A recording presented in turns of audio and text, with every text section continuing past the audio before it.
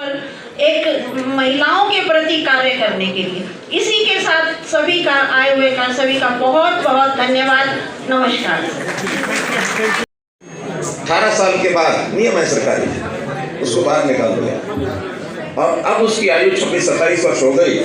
बाहर निकल करके कहीं छोटी मोटी नौकरी करता रहा, कहीं होटल पर, कहीं कुछ, लेकर पढ़ाई चालू रखी उसने। पढ़ाई करने क्या है, कैटेगरी क्या है, मुझे पता नहीं होता। माता पिता के नाम क्या है, तो वहाँ के जो मैनेजर होते हैं बाल गृह के, उसका नाम लिखवा दिया, यही हमारे पिताजी हैं। वहाँ की जो माई आया होती है उसका नाम लिखवा दिया मैं, इसकी जो है माँ के नाम वो लिखे जाते हैं। लेकिन फिर भी उसकी मनस्थिति क्या थी, जैसे उसको लगता मेरा कोई अपना नहीं, तो हमको थोड़ा चुप हो गया। पता नहीं क्यों उस बाल गृह में उसकी माँ छोड़ गई, कहीं से वो कूड़े में से मिल गया, लेकिन 1 साल से छोटा ही था कि उस बाल गृह में उसकी उपस्थिति दर्ज की गई है। तो ऐसे जो बालक होते हैं आज भी जो छोड़े जाते हैं उनको कहते हैं हम सरेंडर, क्या अबेंडेड 1 साल से नीचे, 5 साल नहीं, सरेंडर 1 साल से नीचे। हाँ, तो वो सरेंडर की श्रेणी में था, 1 साल से छोटा था जब उसका नाम लिखा गया, हमने रिकॉर्ड सारा लिखवाया। फिर जो अबेंडेड होते हैं वो 5 साल से छोटे होते हैं, जिनको माँ बाप या तो छोड़ देते हैं या कहीं वो भटक जाते हैं, गुम हो जाते हैं, पुलिस को मिल गए, अब उनका कोई अता पता लगता नहीं है। हमारी चाइल्ड वेलफेयर कमेटी ढूंढने की कोशिश करती है कि माँ बाप इससे कहीं मिल जाएं, लेकिन जब नहीं मिलते तो उनको भी वहीं बाल गृह में रखा जाता है। अब ऐसे इनका भविष्य कुछ नहीं है, इनके आगे अंधेरा है, क्या करें। अब हम उसकी पॉलिसी बना रहे हैं। पॉलिसी क्या बना रहे हैं कि ऐसे जो बच्चे हैं सरेंडर और अबेंडेड 1 वर्ष के या 5 वर्ष के छोटे जो एडमिट हुए, उनको 22-18 वर्ष तक तो वो बाल गृह में रहेंगे जैसे पहली व्यवस्था है। 18 से ऊपर का जो संकट है वो ये है कि वो क्या करें। हमने तय किया है कि 25 वर्ष तक या उससे पहले अगर कोई उनकी शादी कराने का कोई सिलसिला बन गया, उसमें भी प्रशासनिक सहयोग करता है, कोई शादी हो जाए, तब तक उनका पूरा खर्च वो पढ़ाई करें, किसी भी रुचि के हिसाब से उनकी जो बुद्धि काम करती है, जितना टैलेंट है उनमें, वो सारी पढ़ाई, उनका रहना सहना, ये सारा सरकार करेगी। यानी अब उनका पालन पोषण माई बाप उनका वो सरकार रहेगी। और 18 वर्ष के बाद अगर पढ़ाई में रुचि है तो पढ़ाई करें।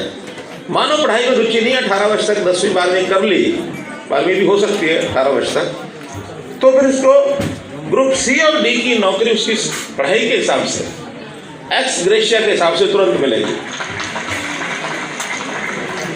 उसको ना कोई एग्जाम देना, ना उसको इंतजार करना।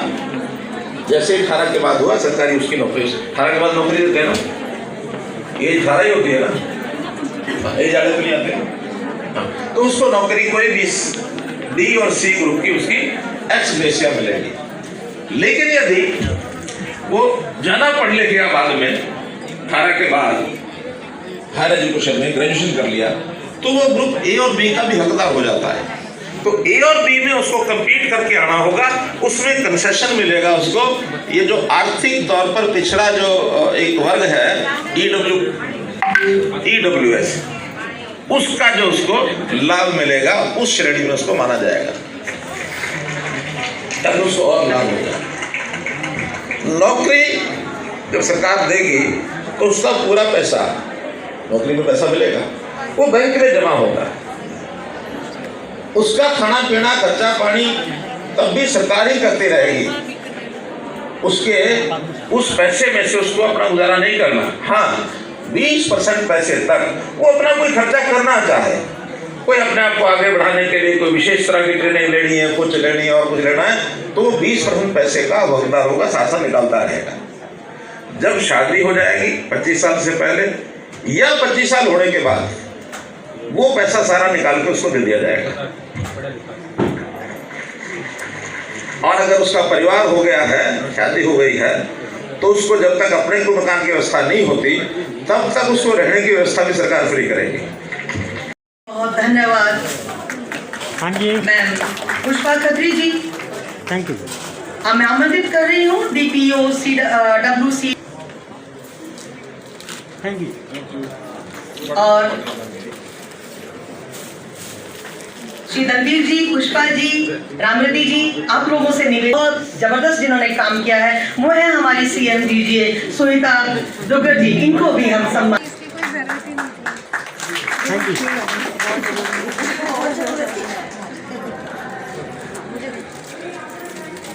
धन्यवाद एक बार फिर से सभी का। दिवस की हम सभी को बहुत बहुत बधाई। और मैं यहाँ आए हुए अपने कीमती समय में से निकालकर सीओ साहब का, मैडम सुनीता जो लगातार स्टेज को कंडक्ट कर रही हैं, और सबसे ज़्यादा जिनके मार्गदर्शन में हम काम कर रहे हैं सीएम जी मैडम सीएम जी, अगर आपका मार्गदर्शन नहीं होता तो ये संभव नहीं हो पाता। तो जितनी भी मेरी महिलाएं पीछे बैठी हैं उनका भी मैं बहुत बहुत धन्यवाद करती हूँ कि उन्होंने यहाँ आकर हमारे इस प्रोग्राम को चार चांद लगा दिए। मैं बस अपनी तरफ से दो ही शब्द कहना चाहूँगी समाज की जागृति के लिए, महिलाओं के लिए। दो शब्द हैं, परवरिश और परिवेश। यदि हम इन दो शब्दों के बारे में सोचें कि हमारी परवरिश कैसी हो, चाहे वो बेटा हो बेटी हो, जब एक बच्चा पैदा होता है तो वो ना लड़की ना लड़का, वो एक बच्चा होता है, माँ के लिए वो बच्चा होता है। तो उसकी यदि हम परवरिश ऐसी करते हैं कि उसके अंदर संस्कार ऐसे आते हैं, तो वहाँ भी एक महिला के ऊपर बहुत ज़्यादा जिम्मेवारी आ जाती है। दूसरी बात, परिवेश में मैं चाहूँगी कि जो हमें परिवेश मिले वो हमारा बहुत अच्छा हो, ताकि महिलाएं बाहर निकलने से पहले ये ना सोचें कि मैं सुरक्षित वापस आ पाऊंगी या नहीं आ पाऊंगी। शादी के बाद कहीं दहेज के लिए तो मुझे कोई समस्या नहीं हो जाएगी। यदि हम शिक्षित रहेंगे, हम यहाँ जो लोग बैठे हैं अवेयर हैं, लेकिन हमें इस मुहिम को वहाँ तक ले जाना है जहाँ हमारा रूट लेवल है, जहाँ हमारी ग्रामीण महिलाएं, जहाँ हमारी कम पढ़ा लिखा तबका जिसको ज़रूरत है। समाज जो है वो अपनी एक सोच जो है महिलाओं के प्रति बदले, ताकि महिलाओं के प्रति किसी भी तरह का भेदभाव जो है वो समाप्त हो सके और महिलाएं जो है प्रगति की ओर अग्रसर हों, उन्हें समान अवसर मिले शिक्षा के क्षेत्र में, नौकरियों के क्षेत्र में, ताकि जो है समाज भी प्रगति की तरफ अग्रसर हो। धन्यवाद।